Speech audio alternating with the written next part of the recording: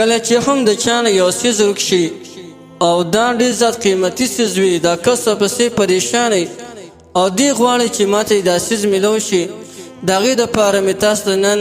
4 اعمال راوړي دي کوم یو عمل تاسو ته اساني دی باندې عمل وکړئ الله تعالی به درته ورک شوی څیز واپس کړي یا کو چا نه غلا شوي اغلا شوی څیز به هم چې دی واپس شي د ټولو اول نمبر عمل چې دی د ماسخوتن د مانځه نه پس ځان له ځای کې به کښېنې اول او آخر به درې ځله درود شریف ووایې او بیا 500 ځله لا حول ولا قوة الا بالله العلي العظیم دا دغه دغه چې کوم دی وظیفه به وکړې او د هغې نه پس به دعا وکړې چې هر قسم څیز وي الله جل جلاله به درته واپس کړي که دا وظیفه چاته ګرانه نو یو ډېره اسانه وظیفه ده چا نه یو څیز ورک شي هغه د انا لله و انا الیه راجعون وایي او د هغه څیز تلاش ته شروع کړي انشاءالله چې دا څیز به ورته میلو شي او که دا څیز ورته میلو نه شو الله به ورته د دې ښایسته نغم البدل هغه چې دی ورکړي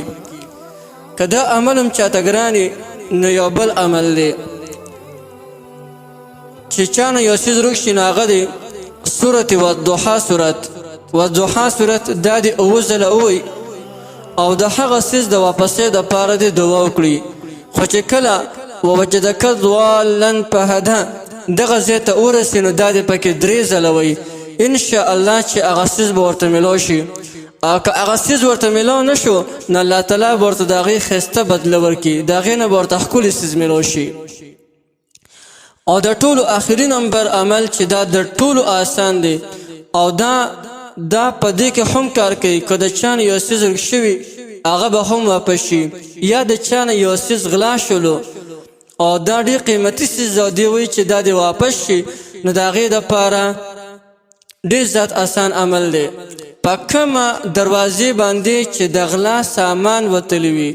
په هغه دروازې کې دی ودرېږي او دا سورت طارق دا ووایه نو انشاءالله چې غلا شوی مال یا روش شوی مال دا به تا ته دوباره میلو شي